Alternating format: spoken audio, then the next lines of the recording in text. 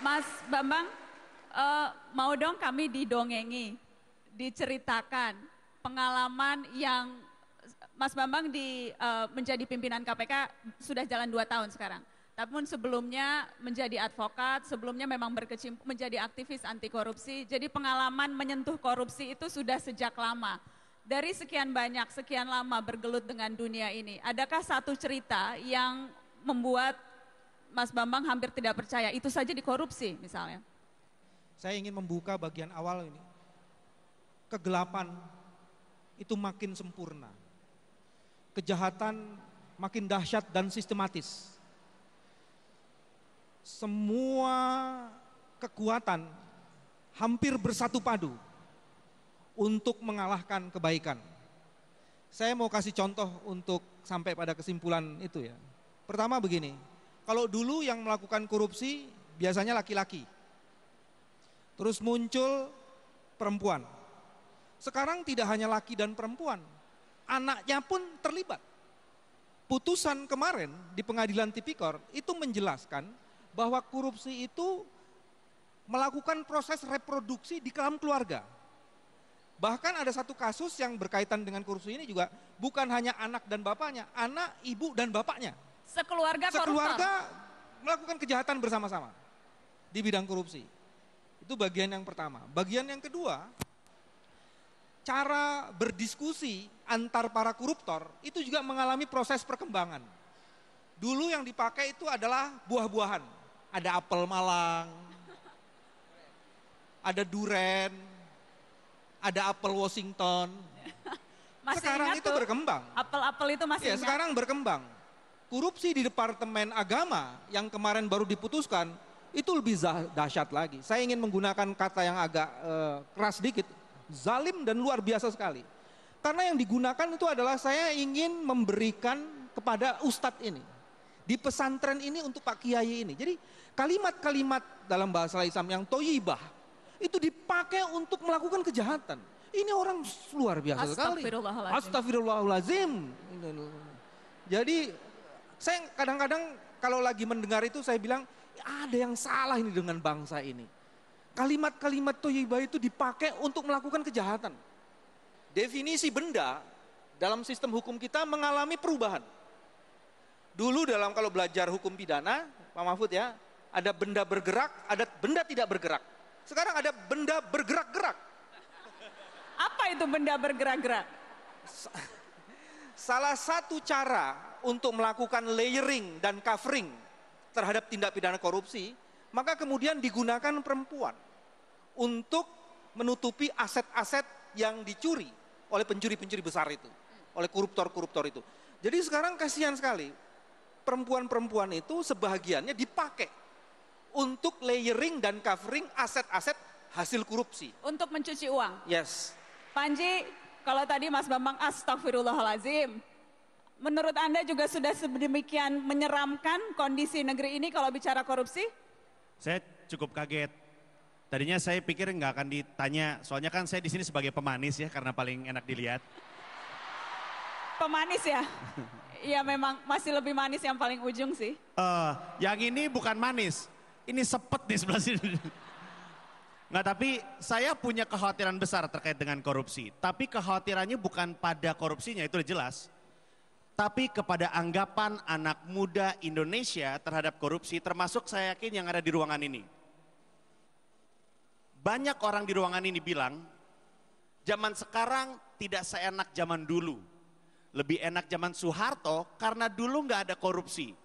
Yang anak-anak mesti tahu adalah, bedakan tidak ada korupsi dan korupsi tidak pernah diberitakan. Beda dong, ya kan? Zaman dulu bukannya tidak ada korupsi, ada bahkan banyak, tapi tidak ada yang berani beritakan karena setiap kali ada yang beritakan antara orangnya hilang atau medianya dibredel. Seharusnya ketika kita lihat berita tentang korupsi di koran dan TV, kita tepuk tangan. Kenapa? Karena artinya korupsinya ketahuan, korupsinya diberitakan, dan setiap kali teman-teman baca berita atau nonton TV tentang korupsi, pasti sedang ada kasus yang lagi disidik atau disidangkan. Berarti ada perlawanan terhadap korupsi. Sialnya banyak anak muda merasa pesimis. Masalah besarnya Indonesia bukan pada kemampuan kita, tapi pada kepercayaan diri kita kepada kemampuan diri kita sendiri. Kita mampu tapi nggak ada yang percaya. Saya mau ke Mbah Tejo. Jangan tepuk tangan dulu. Ini sudah salam-salaman. Terima kasih Boy. semuanya. Saya iya ya, ini negeri ini udah sakit ya. Sampai orang... Mas Tejo, Yap, negeri ini darurat korupsi sudah semakin ngeri, sudah semakin gila. Dari kacamata orang gila, melihat kegilaan ini bagaimana?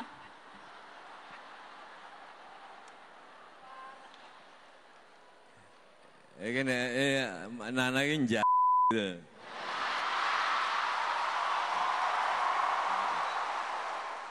Saya selalu bilang bahwa Indonesia tanpa Pancasila tidak punya dasar, tapi Indonesia tanpa mata najwa kehilangan pandangan.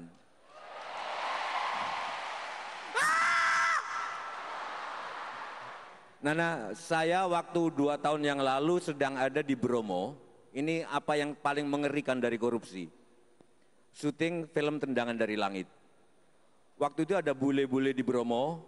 Saya lagi nonton ibu-ibu yang tidak mau ikut menyuap untuk soal anaknya sekolah di SD di Surabaya. Kita nonton, semua nonton, kru lagi nonton, kru film, terus ada bule. Itu apa? Itu orang yang jujur, intinya itu orang jujur, bla bla bla bla. Terus bulenya heran, orang jujur kok jadi tontonan?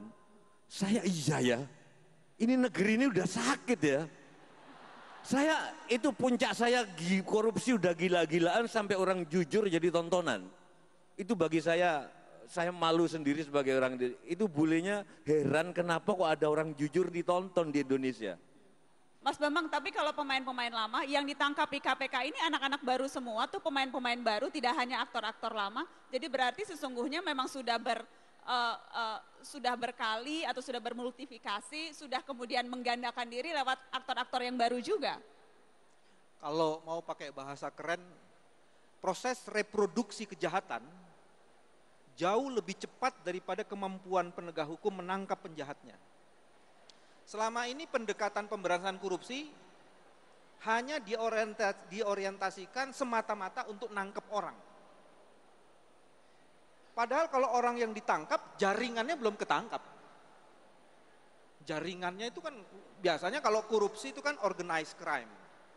Yang ditangkap satu, jaringannya belum ketangkap. Terus yang kedua, ketika orang menangkap seseorang, dia ini adalah diproduksi oleh sebuah sistem. Sistem yang memproduksi kejahatan itu tidak pernah diperbaiki. Bicara soal sistem yang menciptakan koruptor, itu sistem di mana? Sistem misalnya mekanisme seleksi menjadi pejabat negeri, begitu, pejabat tinggi. Sistem seleksi politik? Salah satu contohnya itu. Sekarang ini untuk menjadi pejabat publik harus melalui proses rekrutmen publik. Dalam proses rekrutmen politik itu terjadi proses transaksi.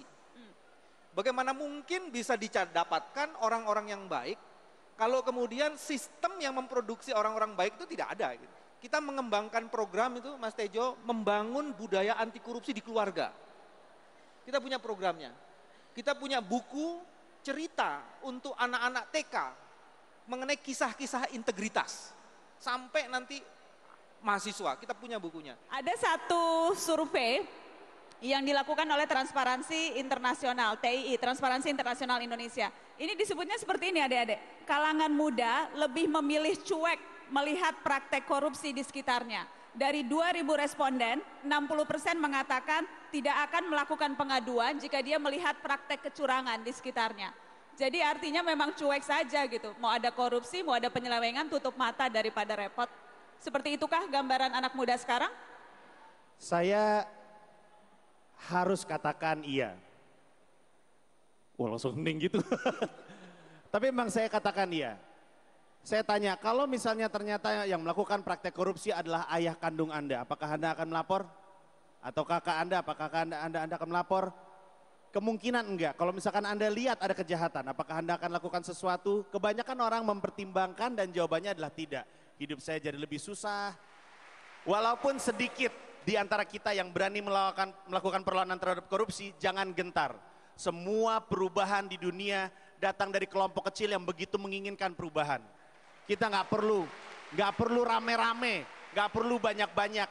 Kita sedikit tapi kita tahu apa yang kita inginkan. Jangan gentar dan jangan takut. Semua perubahan di dunia datang dari kelompok kecil yang begitu menginginkan perubahan.